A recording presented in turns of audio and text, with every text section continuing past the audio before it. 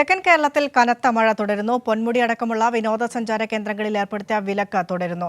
പത്തനംതിട്ടയിലെ നദികളിൽ സംസ്ഥാന ദുരന്ത നിവാരണ അതോറിറ്റി പ്രളയ സാധ്യതാ മുന്നറിയിപ്പ് നൽകി.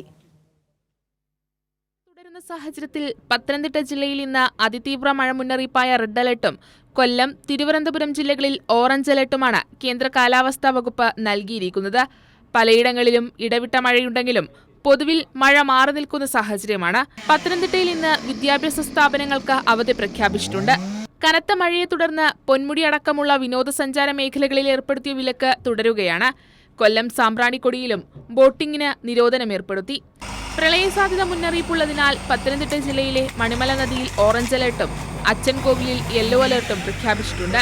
മഴ കനക്കുന്ന സാഹചര്യത്തിൽ പൊതുവിൽ മലയോര മേഖലകളിലേക്കുള്ള രാത്രികാല യാത്രയ്ക്കും ക്വാറികളുടെ പ്രവർത്തനങ്ങൾക്കും വിലക്ക് ഏർപ്പെടുത്തി. തീരദേശ മേഖലയിലും പ്രത്യേക ജാഗ്രതാ നിർദ്ദേശം നിലനിൽക്കുന്നുണ്ട്. കൈരളി ന്യൂസ്, തിരുവനന്തപുരം.